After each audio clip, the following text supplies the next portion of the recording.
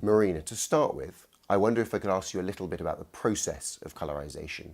How do you do it, and how did you come to use this ingenious process? So the process is very similar to what traditional painters do. I have a computer at home and I use Photoshop. So when I look at a black and white photo, there's no way of knowing the original colors just by looking at the different shades of gray.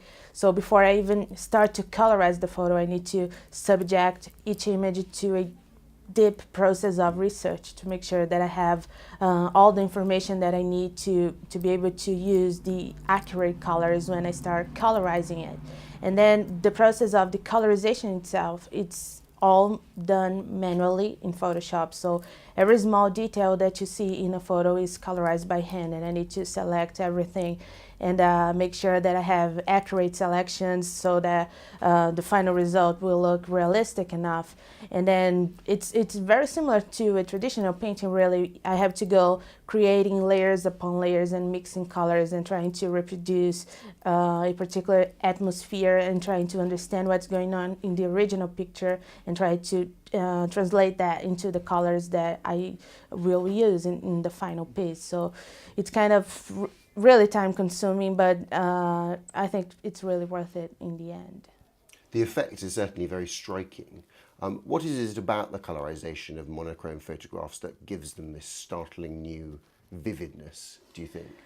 I think that it's easier to relate to those people and the historical events after we see them in color, because we live in a colorful world, so it's much easier to understand that they were similar to us when we see them in color. They are not so distant in time from us anymore, and I think that's the magical thing about colorization. You can understand that they are not historical characters, they are not just in the history books, but they were actual real people that had lives and friends and families, and they had dreams and ambitions just like us, and I think that's the magical aspect of decolorization. It gives them a new familiarity. Yeah, doesn't it? yeah. Dan, as a historian, you'll be very used to seeing photographs in black and white. How did Marina's coloured rendered images strike you when you first saw them? I think a little bit like Marina has said already, there's an effect to seeing an old photograph, particularly from the late 19th century, early 20th century, rendered in colour that sort of short circuits a bit of your brain somehow. Or what's another analogy? It's like sort of punching through, there's like a fourth wall. And there's something very distancing about seeing an image in black and white, that once it has been colorized, that distancing effect is lost, and it just seems incredibly contemporary. Now, I don't know psychologically what to call that effect, or what the sort of biological or evolutionary process in the mind is. I only know empirically that I've seen it happen again and again and again. When people, myself included, look at Marina's work, you're suddenly absolutely startled and then drawn into the story behind the photograph. And I think that's what's so remarkable about the work. The subtitle of The Colour of Time is A New History of the World, which is a very ambitious subtitle. How did you approach refining down such an eventful and transformational 110 years into one book? Well, I think in the first instance, the new history is serviced by virtue of the colorization. But then when we started to put together a structure or a superstructure for the book that would live up to the incredible effect of Marina's work, there's a lot of thinking to be done, which is to say this period, 1850 to 1960, is in some sense arbitrary in that it maps photography first and foremost. It's from really the popularization of photography, war photography, Crimean War, through to the ubiquity of colour photography, let's say Cold War.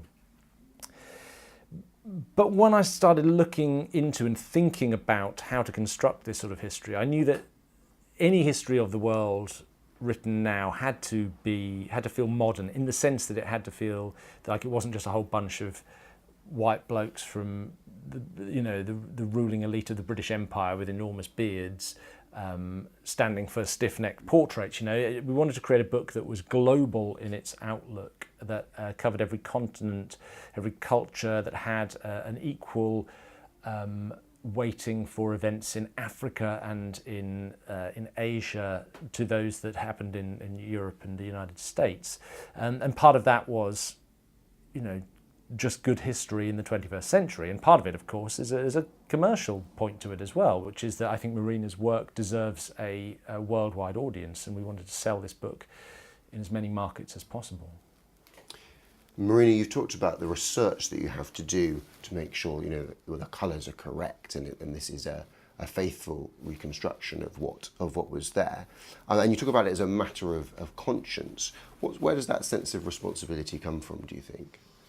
I try to always have in mind that photographs are historical documents, and I need to respect that.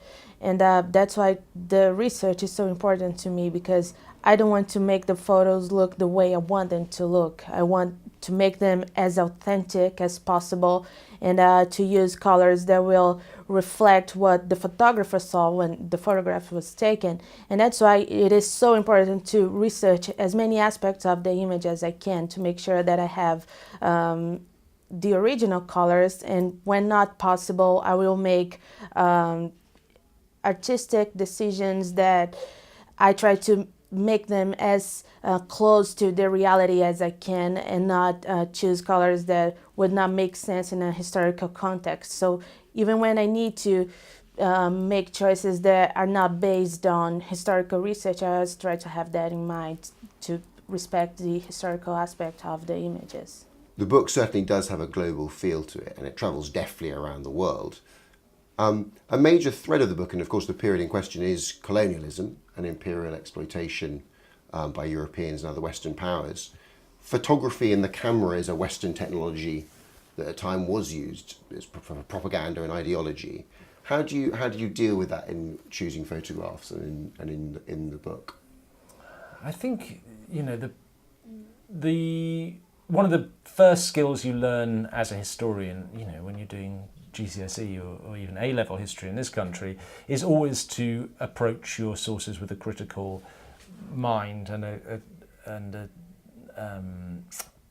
to ask yourself why you're being shown or told what you're being told. So in that sense, the selection of the photography was always done with that in mind.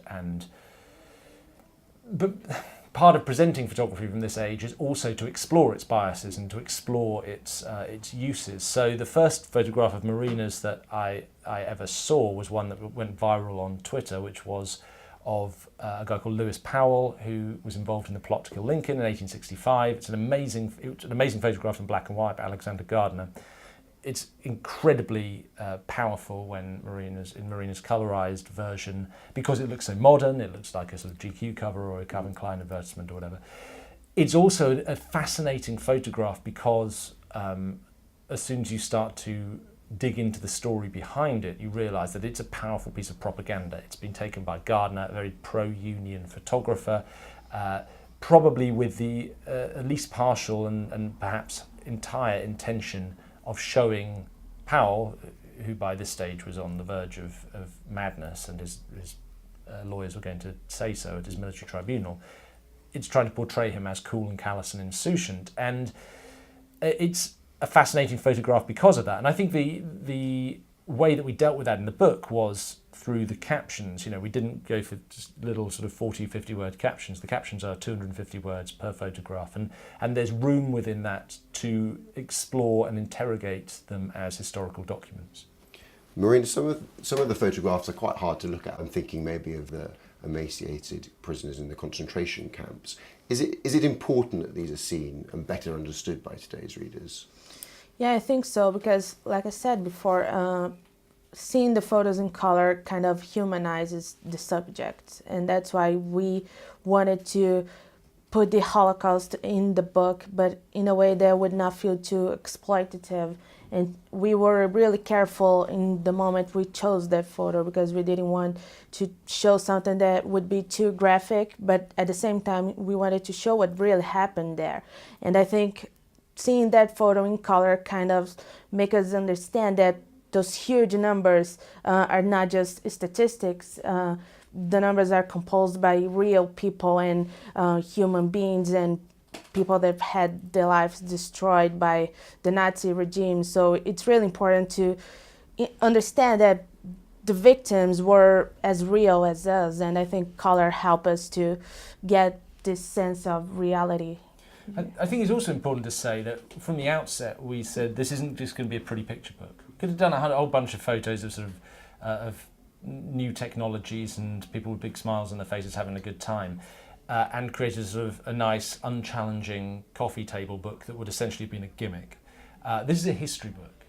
And part of the purpose of studying history and part of the, hopefully the effect of studying history is to challenge the reader and to make them question both themselves and to look in as unvarnished a way as possible at the past. And so there had to be a degree of uncomfortableness in a book that covered this period. It's essential. You wouldn't be doing justice to the period otherwise.